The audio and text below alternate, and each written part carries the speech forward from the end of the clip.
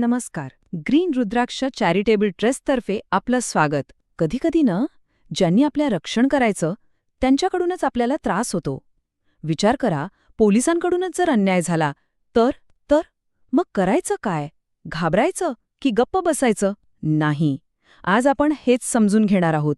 पोलिसांविरुद्ध तक्रार करण्याचा आपला अधिकार. खरंय. अशी वेळ कोणावरही येऊ शकते. आणि अशा वेळी ना अगदी हतबल झाल्यासारखं वाटतं. कोणाला सांगावं, कुठे जावं, काहीच कळत नाही. पण आता घाबरण्याची किंवा गप्प बसण्याची अजिबात गरज नाही. कारण आपल्यासाठी एक स्वतंत्र आणि शक्तिशाली यंत्रणा आहे, खास अशाच प्रकरणांसाठी बनवलेली. तिचं नाव आहे पोलीस तक्रार प्राधिकरण. आपण त्याला सोप्या भाषेत PCA म्हणूया. तर मग हे PCA म्हणजे नेमकं काय आहे आणि ते आपल्या कामात कसं येतं? चला जरा खोलात जाऊन बघूया. अगदी सोप्या शब्दांत सांगायचं तर PCA ही एक स्वतंत्र संस्था आहे. म्हणजे काय तर तिच्या कामात पोलिसांचा कोणताही हस्तक्षेप नसतो. हे महत्वाचं आहे. सुप्रीम कोर्टाच्या आदेशाने 2014 साली महाराष्ट्रात ही संस्था सुरू झाली आणि तिचा उद्देश एकच आहे, पोलिसांना त्यांच्या कामासाठी जबाबदार ठरवणं आणि आपल्यासारख्या सामान्य नागरिकांना न्याय मिळवून देणं. आता प्रश्न पडला असेल की या संस्थेत कोण लोक असतात? तर ऐका, यात असतात रिटायर्ड न्यायाधीश, मोठमोठे निवृत्त पोलीस अधिकारी आणि अनुभवी सनदी अधिकारी. म्हणजे बघा, तक्रार ऐकणारे लोक हे अनुभवी तर आहेतच, पण निष्पक्षपाती सुद्धा आहेत.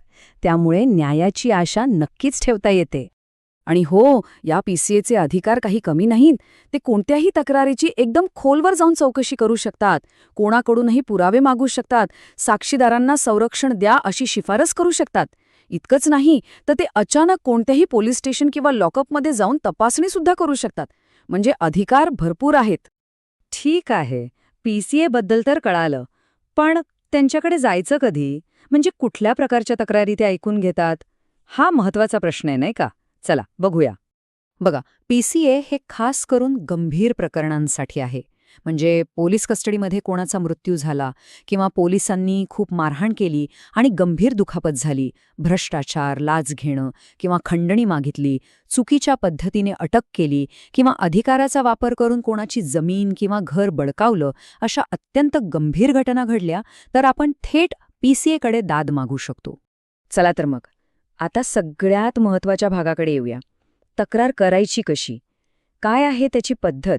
आणि चांगली गोष्ट ही आहे की ही पद्धत खूप सोपी ठेवली आहे, जेणेकरून कोणालाही ती सहज करता येईल. हे बघा, काय करायचंय, एक कोरा कागद घ्या, त्यावर तुमची तक्रार लिहा.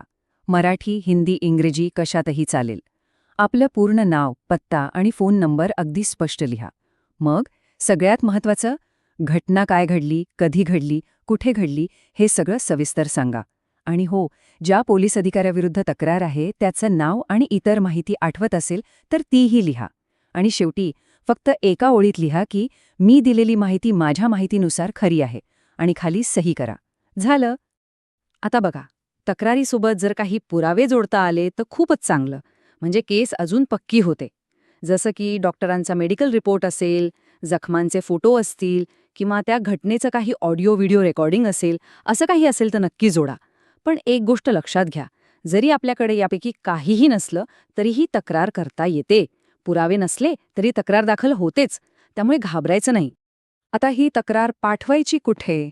तर ती पोस्टाने पाठवू शकता किंवा मुंबईत असाल तर स्वतः जाऊन देऊ शकता किंवा सगळ्यात सोपं ईमेल करू शकता. पत्ता लिहून घ्या.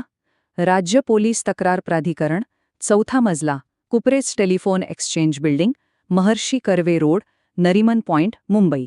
आणि ईमेल ID आहे mahasPCA@gmail.com. बरं, तक्रार तर दाखल झाली. आता पुढे काय?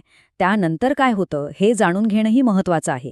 आणि ही सगळी प्रक्रिया एकदम पारदर्शक असते.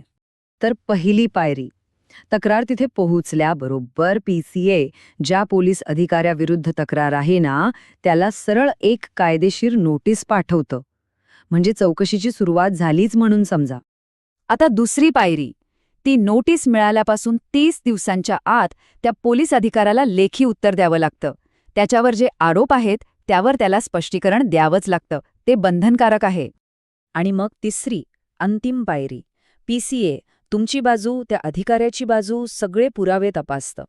आणि मग आपला एक फायनल रिपोर्ट बनवतं. जर तो अधिकारी दोषी सापडला तर त्याच्यावर काय कारवाई करायची याची शिफारस थेट सरकारला केली जाते. म्हणजे पीसीएचं काम किती महत्वाचं आहे बघा. म्हणून या सगळ्या माहितीचा एकच अर्थ आहे, आपण सगळ्यांनी जागरूक राहायला हवं आणि आपल्या हक्कांचा वापर करायला शिकायला हवा. एक गोष्ट कायम लक्षात ठेवा, पोलिसांना जबाबदार धरणं हे फक्त शक्य आहे असं नाही, तो आपला हक्क आहे, प्रत्येक नागरिकाचा अधिकार आहे. आणि हा हक्क वापरण्यासाठीच पोलीस तक्रार प्राधिकरण नावाचं एक शक्तिशाली साधन आपल्या हातात आहे. आणि जाता जाता एक प्रश्न, खरंच आपल्या हक्कांची माहिती असणं हेच या लोकशाहीतलं आपलं सगळ्यात मोठं शस्त्र नाही का? यावर नक्की विचार करा. या सुंदर आत्मिक प्रवासात माझ्यासोबत केल्याबद्दल तुमचे खूप खूप धन्यवाद. आणि हे ज्ञान आपल्यापर्यंत पोहोचवणाऱ्या ग्रीन रुद्राक्ष चॅरिटेबल ट्रस्टचे पुन्हा एकदा मनपूर्वक आभार.